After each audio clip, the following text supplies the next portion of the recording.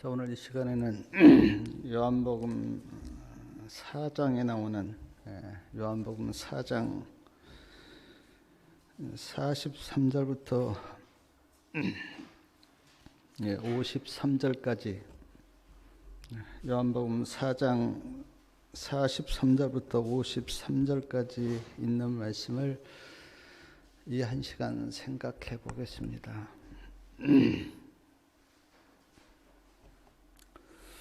오늘 말씀에 보면 이제 세 부류의 사람이 나옵니다. 44절에 보니까 선지자가 고향에서는 높임을 받지 못한다고 하는 고향 사람들 나오고요. 45절에 보니까 이제 갈릴리에 예수님께서 가셨는데 갈릴리 사람들이 나오고, 46절에 보면 이제 왕의 신하가 나옵니다. 이 세 부류의 사람들이 우리에게 주는 영적인 교훈이 무엇일까 좀 생각해 보고자 합니다. 43절에 보니까 이틀이 지나며 예수께서 거기를 떠나 갈릴리로 가시며, 예수님께서 거기를 떠나셨다 그랬는데 거기는 사마리아를 가리킵니다. 예수님께서 이제 유대에 가셨어요. 그리고 지금 이제 갈릴리로 가시는데 이제 사마리아가 중간에 있습니다. 요한복음 4장에 보면 사마리아 수가성 우물가에서 한 여인을 만나죠. 예수님께서. 그 여인은 결혼을 여러 번 했던 좀 불행한 여인이었어요. 그 여인이 우물가로 오실 것을 예수님이 아시고 거기서 여인을 기다리고 계셨습니다. 그리고 그 여인에게 말을 걸죠. 예수님께서 물 좀 달라 그럽니다. 여인이 거절해요. 근데 예수님께서 처음에 물로 대화를 시작했다가 그 다음에 이제 생수로 대화가 옮겨갑니다. 생수 이야기를 하세요. 네가 나에게 물을 구했다면 내가 생수를 너에게 주었을 건데 하면서 생수 이야기를 하시고, 그 다음에 남편 이야기 하십니다. 여인의 그 숨겨진 과거를 예수님께서 말씀하셨을 때 그 여인이 깜짝 놀라죠. 그리고 선지자 아닙니까? 그러면서 그 여인이 이스라엘 사람들은 사마리아에서 예배를 드리고 유대인들은 예루살렘에서 예배를 드리는데 어디에서 예배 드리는 게 맞습니까? 그렇게 예수님께 물어요. 그때 예수님께서 하신 대답이 뭡니까? 장소가 문제가 아니고 아버지께 신령과 진정으로 예배드려야 한다. 그런 대화를 하십니다. 그리고 그 여인을 구원을 해요. 여인이 그 예수님의 말씀을 듣고 성령이 임하니까 너무 기뻐서 어떻습니까?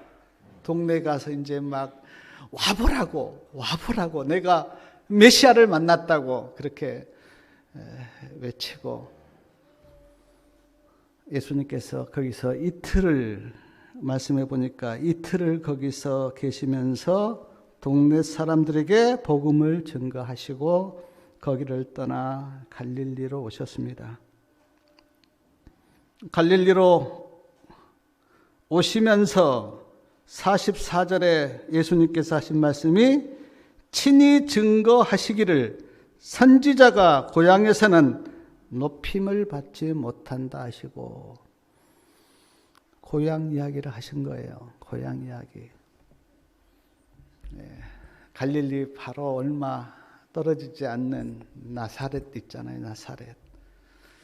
예수님이 거기서 30년 동안 사셨던 나사렛 이야기를 하시면서 고향 이야기 하십니다. 나사렛 사람들은 예수님을 믿지 않았어요. 배척했습니다. 복음서를 볼 때 나사렛 사람들이 예수님을 배척한 한 예가 누가복음 4장에 나오는데, 누가복음 4장에 보면 예수님께서 나사렛 회당에 들어가셨어요. 회당에 들어가셔서 이사야 61장 1절과 2절 말씀을 낭독하셨어요. 그 낭독이 누가복음 4장 18절하고 19절에 기록되어 있는데, 이제 이런 말씀이에요. 주의 성령이 나에게 임하셨으니 이는 가난한 자에게 복음을 전하게 하시려고 내게 기름을 부으시고 나를 보내사 포로된 자에게 자유를, 눈먼 자에게 다시 보게 함을 전파하며 눌린 자를 자유케 하고 주의 은혜의 해를 전파하게 하려 하심이라.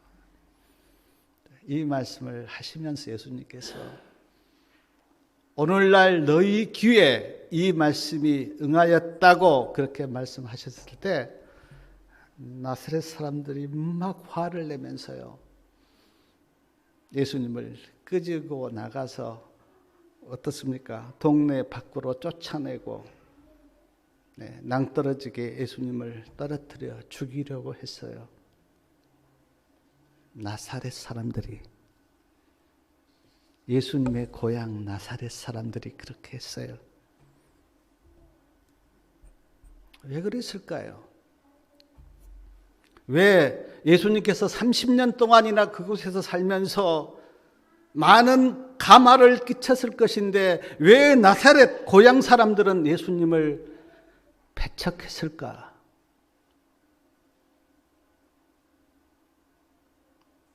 선입견과 편견 때문입니다.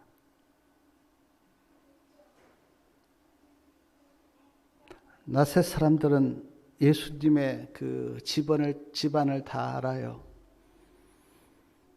예수님의 아버지가 목수 요셉이라고 하는 것도 알고 있습니다. 우리가 다 아는데 너희 아버지 요셉이 목수 아니냐? 예수님도 아버지 밑에서 목수 일을 오랫동안 하셨는데 너도 목수였지 않느냐? 근데 네가 하나님의 아들이라고? 네가 메시아라고? 그리스도라고? 그 선입견과 편견이 꽉 마음에 차 있으니까 예수님께서 공생애를 시작하시면서 이사야 61장 1절과 2절 말씀을 낭독하시면서 이 말씀이 오늘날 너희에게 응하였다고 해도 나사렛 사람들은 전혀 믿지 않고 도리어 예수님을 배척한 거예요.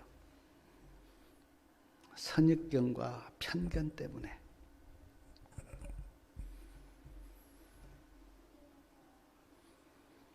사랑하는 여러분, 선입견이나 편견을 가지고 있으면 어떻습니까? 내가 어떤 사람에게 선입견을 다 가지고 편견을 가지고 있다면 그 사람이 어떻게 보입니까? 아무리 옳은 행동을 해도요, 그게 옳게 안 보여요. 예수님이 목수의 아들이라고 하는 그 선입견과 편견이 나사렛 사람들에게 꽉 차 있으니까 예수님이 어떤 행동을 해도 목수잖아, 너는 목수잖아. 우리가 너희 집안 다 아는데 너 목수로 컸잖아. 선입견과 편견 때문에.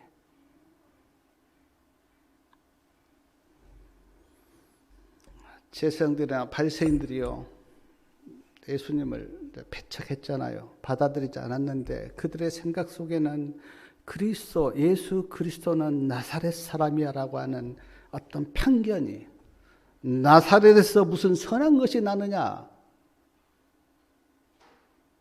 편견이 있었기 때문에 예수님의 말씀이 마음에 들어오질 않는 거예요.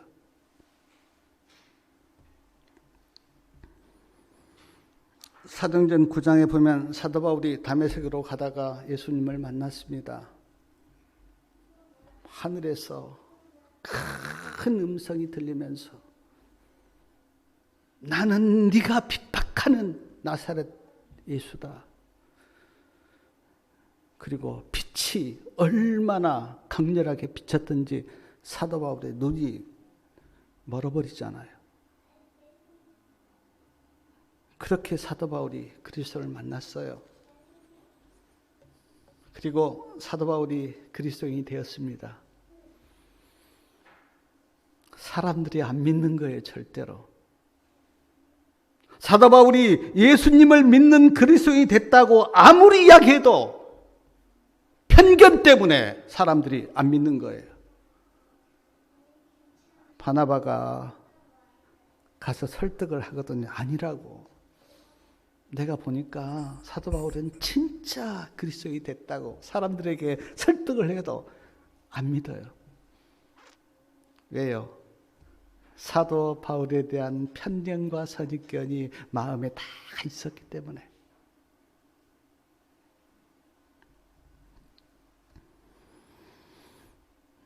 우리는 그 1888년의 기별, 와그너와 존스 목사님이 전한 기별에 대해서 우리가 알고 있습니다. 그리고 그 기별이 계시록 18장 천사의 기별이라고 하는 것도 저희는 많이 배웠어요. 그런데 우리가 그 역사를 보면 교회 지도자들이 존스와 와그너가 전한 그 기별을 듣지 않았어요. 거절했습니다. 왜냐하면 젊은 목사에 대한 선입견과 편견 때문에. 교회 지도자들이 볼 때 그때 아주 젊은 목사들이 그 비를 담대하게 외쳤는데 그 어른들이 볼 때는 그 젊은 목사가 뭘 알아. 그런 선입견과 편견이 마음에 있었던 거예요.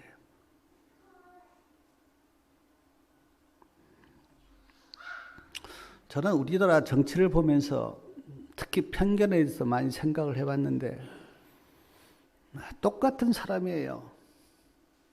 똑같은 말을 했어요. 근데 각 지방별로 그 말을 받아들이는 그거는 엄청난 차이가 있잖아요. 우리가 다 알다시피. 똑같은 행동을 하고 똑같은 사람인데 어떻게 그 지방적으로 느끼는 그 사람의 어떤 다른 그 반응은 참 저는 그걸 보면서 이 편견이라고 하는 것이 그렇게 무섭다 하는 생각을 해봐요.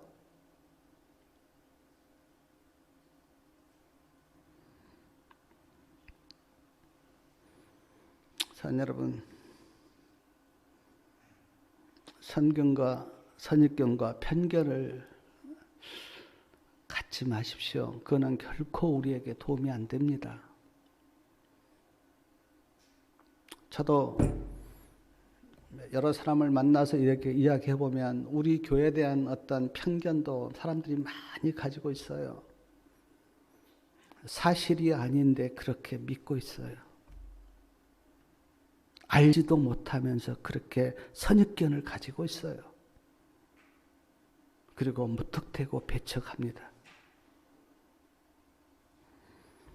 사람에 대한 어떤 선입견이나 편견도 문제인데 어떤 사람은 하나님의 말씀을 들을 때도 편견과 선입견을 가지고 들어요.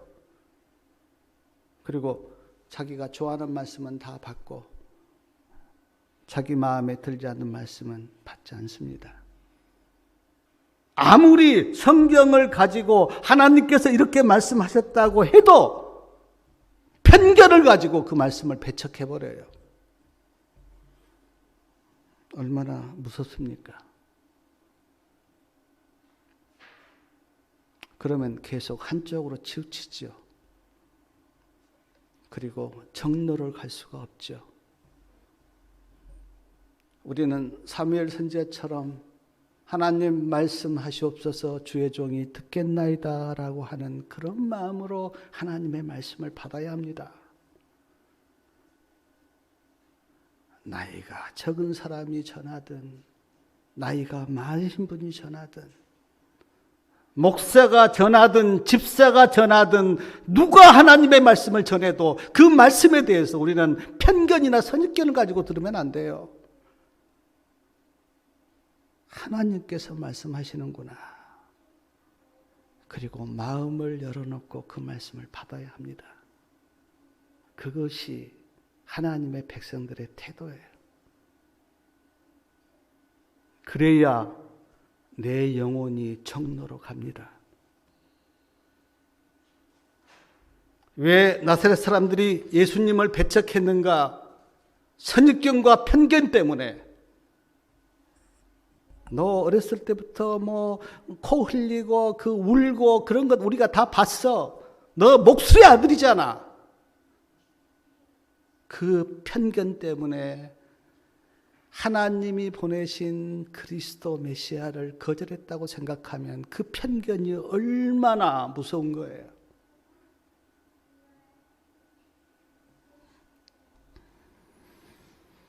그래서 예수님께서 고향 안 가셨어요.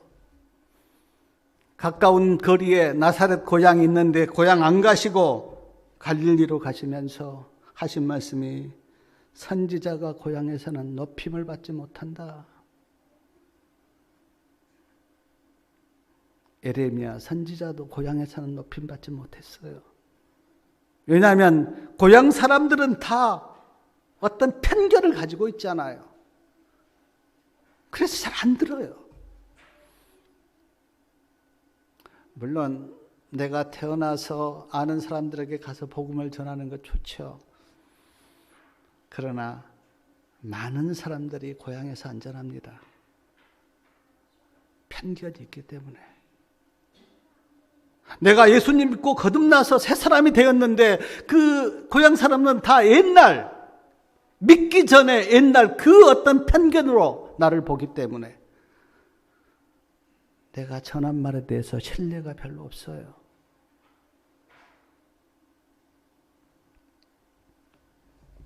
두 번째 사람이 등장하는데 45절 말씀 우리 좀 같이 한번 읽어볼까요? 45절이요. 갈릴리에 이르심에 갈릴리인들이 그를 영접하니 이는 자기들도 명절에 갔다가 예수께서 명절 중 예루살렘에서 하신 모든 일을 보았음이더라. 갈릴리 사람들 나옵니다. 갈릴리 사람들은 예수님을 영접했어요. 근데 그 영접한 이유가 뭡니까? 예수님이 예루살렘에서 하신 모든 일을 보았어요. 근데 예수님께서 예루살렘에서 하신 그 모든 일이 뭡니까? 예수님이 예루살렘에 올라가셔서 6월절에 성전을 정결케 하신 거예요. 그 일을 갈릴리인들은 봤어요. 그리고는 예수님은 보통 사람이 아니다. 선지자다. 그렇게 이제 믿게 된 거예요.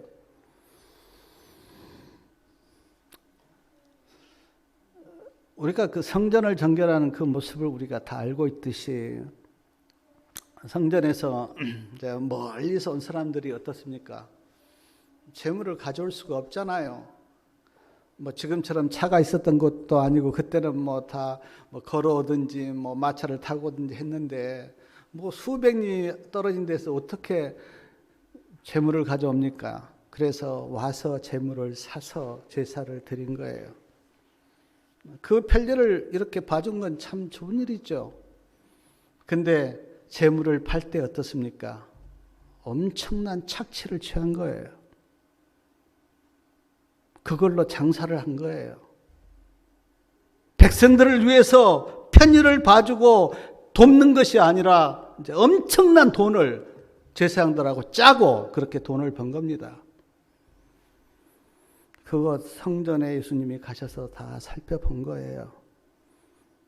하나님께서 세겔로 하나님께 드리라고 했기 때문에 다른 돈을 가지고 있었던 사람들은 돈을 바꿔서 하나님께 드렸습니다. 세겔로. 돈을 바꿔주는 것은 참 필요한 일이에요. 근데 돈을 바꿔줄 때 어떻습니까? 엄청난 또 폭리를 취한 거예요. 근데 제사장들하고 그 지도자들하고 짜고 그 일을 했기 때문에 아무도 이야기를 못한 거예요. 사람들이 알고는 있었어요. 그 일을 허락했기 때문에 아무도 거기에 대해서 거부를 못했는데 예수님이 들어가서 쫙 둘러보시고요. 에니지를 보면 신성이 번쩍했다 그랬는데 예수님이 그 엄청난 신성의 유력으로 그들을 쫓아내면서 성전을 정결케 하신 거예요. 이걸 누가 봤는가? 갈릴리 사람들이 본 겁니다. 아무도 그 일을 못했는데 예수님이 그 일을 하는 걸 보고 사람들의 마음속에 그 예수님은 다르구나 그렇게 느낀 거예요. 그걸 보고 지금 갈릴리 사람들이 예수님을 믿는 겁니다. 사랑하는 여러분, 누구나 다 처음에 하나님을 믿을 때는 표적을 보고 믿습니다. 왜냐하면 말씀을 모르기 때문에.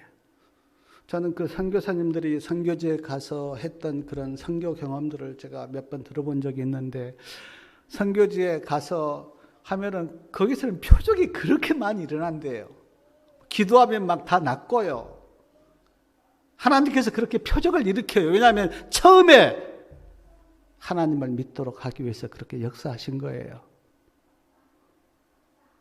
근데 사랑하는 여러분, 계속 우리의 믿음이 표적에만 머물러 있으면 됩니까? 말씀으로 믿음이 옮겨가셔야 돼요. 표적을 보고 믿었다가 점점 그 우리의 믿음이 말씀으로 옮겨가서 말씀을 붙드는 대로 믿음이 가야 그것이 온전한 믿음이에요. 왜냐하면 표적이 나를 구원한 것이 아니고 말씀이 나를 구원하기 때문에. 내가 표적을 100개, 10개 봤다고 해서 그 표적이 구원이 아니고 내가 하나님의 말씀을 붙들 때 그 말씀이 나를 구원하기 때문에 우리의 믿음이 말씀으로 옮겨가야 된다고요. 우리가 이스라엘 백성들 잘 알잖아요. 이스라엘 백성들이 광야를 이렇게 걸으면서 얼마나 많은 표적을 보았습니까? 하늘에서 만나가 내리는 것도 보았고, 구름 기둥과 불 기둥도 보았고, 반석에서 나온 물도 보았고, 하나님의 역사도 그들이 다 보았는데 그 표적을 볼 때는 어떻습니까? 이스라엘 백성들이 좋아했어요. 근데 며칠 못 가면 또 불평하고 또 원망하고. 우리가 가데스 반역을 잘 아는데 왜 가데스 반역이 일어났습니까? 하나님의 말씀을 믿지 않았기 때문에. 그들이 눈에 보이는 상황만 보고 우리 가나안 땅에 못 들어간다고. 가나안 땅에 가보니까 안악자손도 있고 막 장대한데 우리는 거기 가면 다 죽는다고. 하나님의 말씀을 믿지 않았기 때문에 그들이 가데스 반역을 일으켰잖아요. 그러므로 중요한 것은요, 표적이 아니고 하나님의 말씀을 믿는 거예요.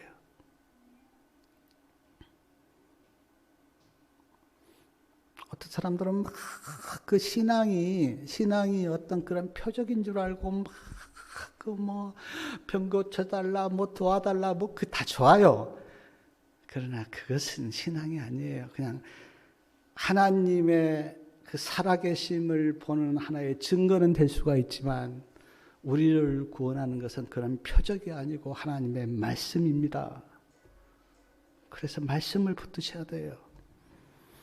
마태복음 12장 39절에 보니까 서기관과 바리새인들이 예수님께 표적 보여달라 그랬어요. 근데 그때 예수님께서 표적 안 보여줬습니다. 그리고 하신 말씀이 요나의 표적 말고는 내가 보여줄 표적이 없다 그랬어요.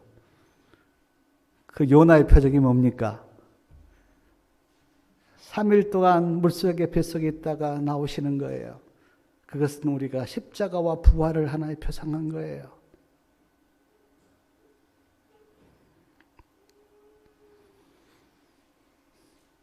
사랑하는 여러분, 처음에 우리가 믿음이 없을 때는 다 좋습니다. 그러나 우리가 점점 예수님을 깊이 믿어가면서 우리의 믿음이 하나님의 말씀으로 가셔야 돼요. 그래서 끝내는 하나님의 말씀을 굳게 붙드는 믿음이 될 때 그것이 온전한 믿음입니다. 우리의 믿음이 그렇게 가야 돼요. 46절에 보니까 예수님께서 이제 어디에 지금 갈릴리 가나에 계시는데 거기에 보니까 전에 물로 포도주를 만드신 곳이라. 왕의 신하가 있어 그 아들이 가버나움에서 병들었더니 예수님이 갈릴리 가나에 계시는데 이제 소식을 들었습니다. 왕의 신하가 자기 아들이 병들었거든요. 예수님께 가면 예수님이 병을 고친다고 하는 소식을 듣고 지금 가버나움에서 갈릴리 가나까지 예수님을 만나러 왔습니다. 그리고 예수님께 찾아와서 이렇게 이야기합니다. 예수님, 나와 함께 내 아들이 병들어 있는 그 집으로 가서 내 아들을 좀 고쳐주십시오. 그렇게 이야기해요. 47절 끝에 보니까 아들이 어떻습니까? 거의 죽게 되었음이라. 아들이 죽어가는 겁니다. 저도 아버지인데 자식이 그렇게 아파서 죽어가면 부모로서 못할 것이 없죠. 어떤 일이든 다 하죠. 예수님께 찾아와서 막 간청한 겁니다. 주님, 좀 가셔서 내 아들 좀 고쳐주십시오. 근데 예수님이 가십니까? 안 가세요. 그리고 무슨 말씀하십니까? 우리 50절 말씀요. 요한복음 4장 50절 말씀 같이 한번 읽겠습니다. 예수께서 가라사대 가라 내 아들이 살았다 하신대 그 사람이 예수의 하신 말씀을 믿고 가더니 가시지 않고 예수님께서 말씀만 하세요. 내 아들이 살았다. 안 가세요. 이 사람은 지금 예수님이 좀 가셔서 내 아들을 고쳐주시고 그러면 내가 예수님을 좀 믿어보려는 그런 마음으로 지금 주님을 찾아와서 사정합니다. 간청해요. 주님, 주여 내려가셔서 내 아들 좀 고쳐주십시오 라고 간청하는데 예수님께서 안 가시고 말씀만 하세요. 가라, 가라, 내 아들이 살았다. 좀 인간적으로 야속할 수 있죠. 그러나 예수님의 뜻은 뭡니까? 이렇게 말씀하신 예수님의 뜻이 뭐예요? 내가 너에게 한 말을 붙들라. 내 말을 믿어라. 그게 지금 예수님의 뜻이에요.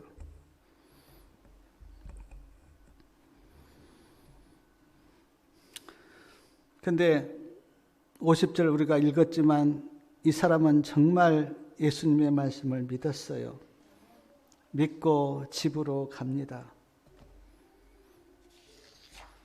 사랑하는 여러분, 지금 이 사람이 지금 같으면 전화해서 예수님께서 말씀하실 때 그래 내 아들 좀 살았어 그렇게 확인해 볼 수 있지만 그때는 전화도 없잖아요. 아무 지금 상황을 모릅니다. 누구한테 물어볼 때도 없어요. 그리고 예수님께서 지금 가라 내 아들이 살았다 그렇게 말씀하셨는데 우리 이성적으로 지금 예수님이 하신 이 말씀이 이해가 됩니까? 이해 안 되죠. 그러므로 이 상황에서 예수님의 말씀을 믿고 가기는 쉽지가 않아요. 그런데 아버지는 말씀해 보니까 주님께서 하신 그 말씀을 딱 붙든 거예요. 그리고 집으로 간 거예요. 저는 내가 막 믿어야지. 그래, 막 믿음을 주시옵소서. 믿어야지. 그것은 엄밀하게 이야기하면 믿음이 아니에요. 믿음은요, 자연스럽게 믿어지는 거예요. 믿음이 와요. 내 가슴, 내 마음에. 그리고 믿어져요. 그래서 믿어지는 것이 은혜이고 선물이다. 그렇게 말씀하셨는데 내 아들이 살았다고 하는 그 예수님의 말씀을 믿었을 때 어떤 일이 일어났는지 시대의 소망 199페이지에 이 말씀 제가 좀 한번 읽어드리겠습니다. 시대의 소망 199페이지에 있는 말씀이에요. 바로 그 시각에 가버나움의 집에서 죽어가는 자의 아이 옆에서 지켜보고 있던 자들은 갑작스럽게 신비스러운 변화를 보았다. 죽음의 그림자가 병자의 얼굴에서 거두어졌다. 열띤 홍조가 사라지고 건강으로 돌아온 연한 혈색으로 변하였다. 흐리던 눈은 총명으로 빛나고 허약하여 마른 신체도 기운을 되찾았다. 그 아이에게 병든 흔적은 조금도 머물러 있지 않았다. 그의 불덩어리 같은 몸은 식어져서 그는 조용히 잠이 들었다. 바로 제7시에 그 아이의 열기가 사라졌다. 하나님께서 말씀하실 때 예수님의 그 말씀을 지금 그 아버지가 이렇게 붙들었을 때 이 놀라운 변화가 일어난 거예요. 시대면서 소망하게 보니까 지금 아이가 이렇게 살아난 것을 아버지는 모르니까 이제 그 말씀을 붙들고 가는데 종들이 이 기쁜 소식을 좀 빨리 아버지에게 전하려고 종들이 이제 길을 나왔습니다. 아버지가 아니죠. 종들이 이제 주인이 지금 이제 예수님을 찾아갔는데 돌아오니까 종들이 지금 아들이 살았거든요. 그러니까 이 기쁜 소식을 좀 빨리 그의 아버지에게 전하려고 지금 종들이 길로 나왔어요. 그리고 51절에 보니까 자, 51절 말씀 좀 우리 같이 한번 읽겠습니다. 내려가는 길에서 그 종들이 오다가 만나서 아이가 살았다 하거늘. 종들이 주인을 만났는데 종들이 말합니다. 아이가 살았습니다. 주인이 묻습니다. 언제 살았느냐? 종들이 대답합니다. 어제 제7시에 열기가 떨어졌습니다. 근데 어제 제7시가 어떤 때입니까? 예수님께서 아이가 살았다 하고 말씀하신 그때, 아버지가 아이가 살았다고 하는 그 예수님의 말씀을 믿었을 때 열기가 떨어지고 죽어가는 아이가 살아난 거예요. 근데 53절이요. 53절 말씀을 우리 같이 읽겠습니다. 아비가 예수께서 내 아들이 살았다 말씀하신 그때인 줄 알고 자기와 그 온 집이 다 믿으니라. 이 놀라운 일을 보고 그 왕의 신하도 믿고 아들도 믿고 그 집안 사람들이 다 예수님을 믿은 거예요. 시대소망 200페이지에 보니까 아버지가 그 죽어가는 아들이 이제 살아났잖아요. 그 아들을 막 껴안고 아버지가 외치기를 하나님 감사합니다. 하나님 감사합니다. 여러 번 그렇게 외쳤다고 증언에 그렇게 기록되어 있습니다. 정말 얼마나 감사할 일입니까? 죽어가는 아들이 살아났는데. 사랑하는 여러분, 제가 오늘 이 말씀 보면서 세 가지 영적인 교훈을 좀 깨달았는데 잠깐 좀 나눌게요. 첫 번째는 말씀의 능력이에요. 예수님이 가시지 않았어요. 아무것도 한 것 없습니다. 그냥 말씀만 하셨어요. 가라, 내 아들이 살았다. 근데 아이가 살아나 버렸어요. 말씀의 능력. 누가복음 18장 42절에 보면 예수님께서 시각장애인 바디모에게 보라 그렇게 말씀하니까요. 바디모의 눈이 뜨진 거예요. 누가복음 7장 14절에는 나인성 과부의 아들이 죽었는데 예수님께서 관에 손을 대시면서 청년아 내가 너에게 말하는데 일어나라 말씀하니까 죽었던 청년이 일어난 거예요. 성경에 보면 뭐 중풍병자도 말씀으로 살리시고 뭐 나병도 말씀으로 살리시고 말씀으로 살리신 말씀들이 너무 많은데 사랑하는 여러분, 말씀을 믿는 우리들은 말씀에 놀라운 능력이 있다고 하는 것을 믿기를 바랍니다. 천지를 말씀으로 창조하셨잖아요. 가라사대, 가라사대, 가라사대. 빛이 있으라, 가라사대. 말씀으로. 재창조도 무엇으로 일어나는가? 말씀으로. 거듭나려고 여러분이 아무리 노력해도 안 됩니다. 거듭날 수 있는 하나의 길이 있는데 말씀 붙들면 거듭나요. 말씀이 나를 거듭나게 하는 거예요.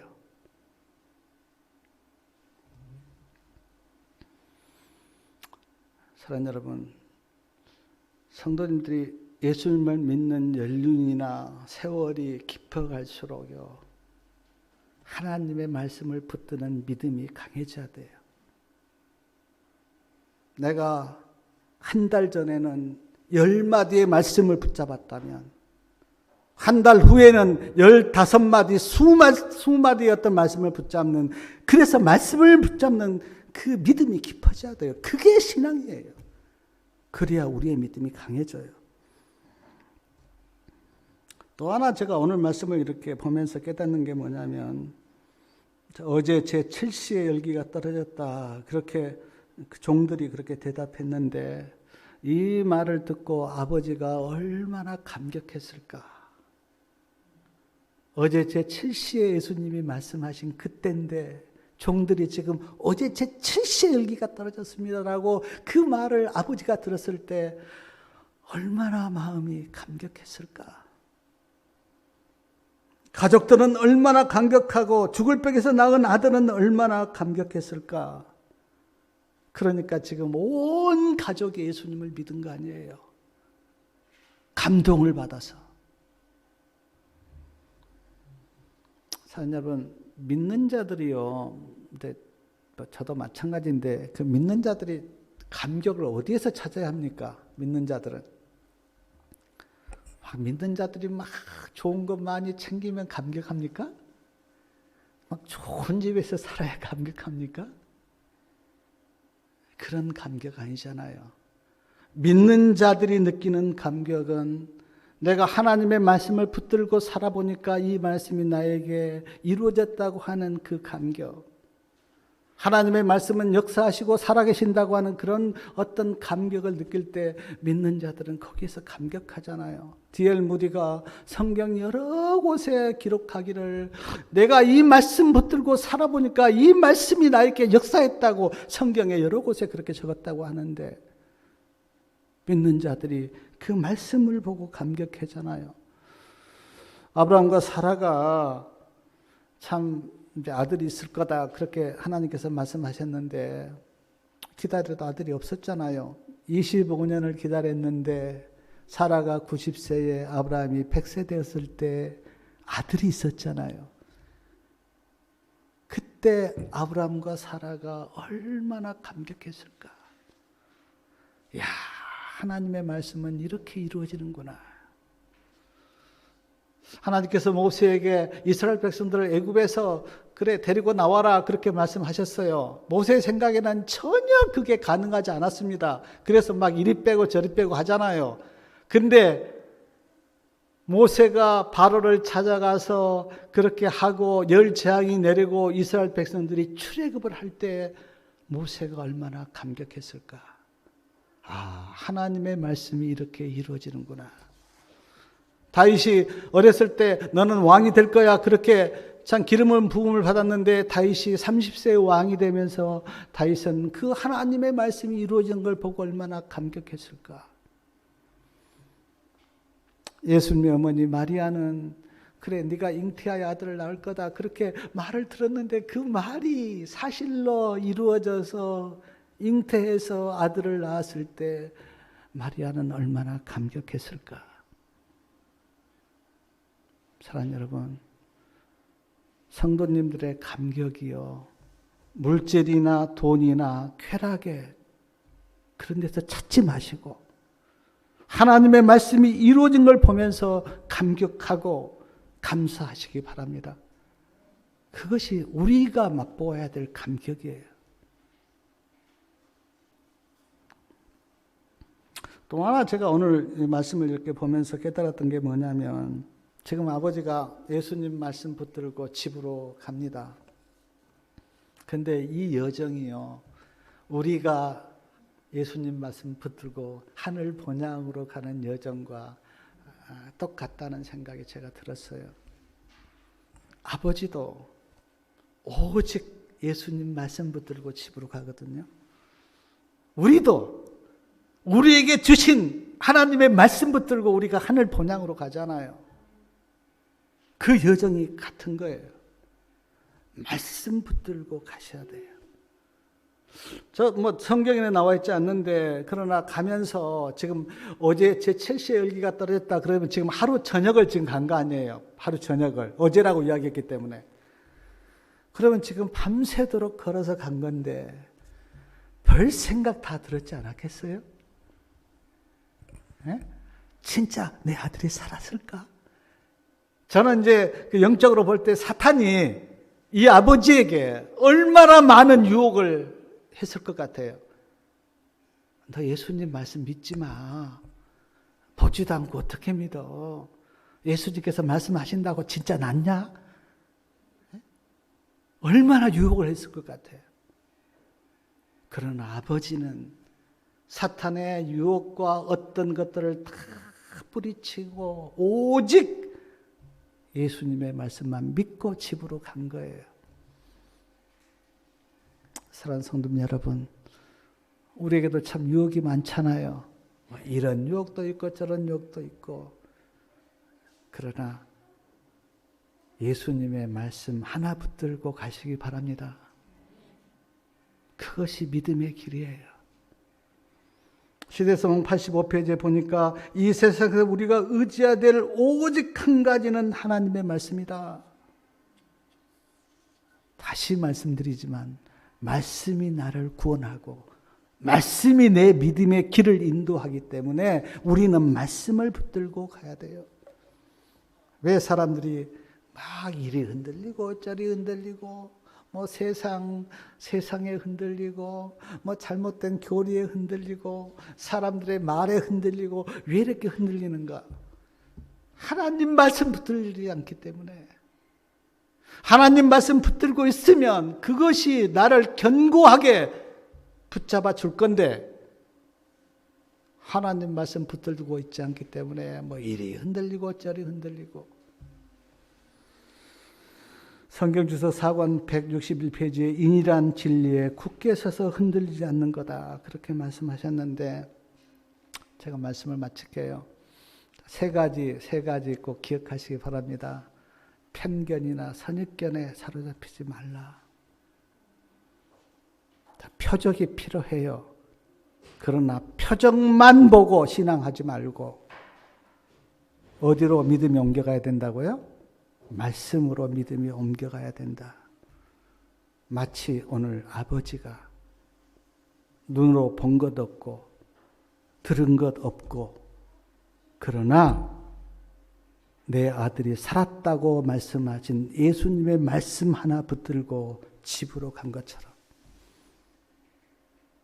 우리 눈에 보인 것 없어요. 그러나 우리는 예수님의 말씀을 붙들고 가야 돼요. 그것이 우리의 영적인 시각이에요. 예수님 말씀 붙들지 않으면 우리는 맹인입니다. 보이는 것 없어요. 그러나 말씀을 붙들면 그 말씀이요, 모든 영적인 세계를 다 보여줘요. 저는 하늘 본 적 없습니다. 그러나 계시록 21장과 22장을 보면서 하늘을 봐요. 예수님 본 적 없습니다. 그러나 예수님의 생애의 말씀을 보면서 예수님을 봐요. 부활 본 적 없습니다. 그러나 부활의 말씀을 붙들고 부활을 봐요. 재림 본 적 없습니다. 그러나 말씀 붙들면 재림의 광경이 보여요. 그것이 영적인 눈이에요. 그러면 흔들리지 않습니다. 말씀 붙들지 않고 그게 안 보이면 흔들려요. 이리 흔들리고 저리 흔들리고. 그러나 말씀 붙들고 그 영적인 세계가 환하게 보이면요, 우리는 거기에 대해서 우리의 믿음이 견고하게 설 수가 있어요. 저는 믿습니다. 사람들이 계시로 뭘 봤다고 하는데, 저는 물론 계시가 보여줄 수가 있죠. 그러나 말씀을 보면 그것이 계시예요, 우리에게. 성도님들, 아버지가 오직 한 말씀, 가라 내 아들이 살았다, 그 말씀 붙들고 갈릴리 가나에서 가버나움까지 몇 시간을 걸었는지 알 수 없지만 그러나 밤새도록 그 말씀 붙들고 믿음으로 걸어간 것처럼 저나 우리 성도님들 이 세상은 어둠입니다. 빛이 없어요.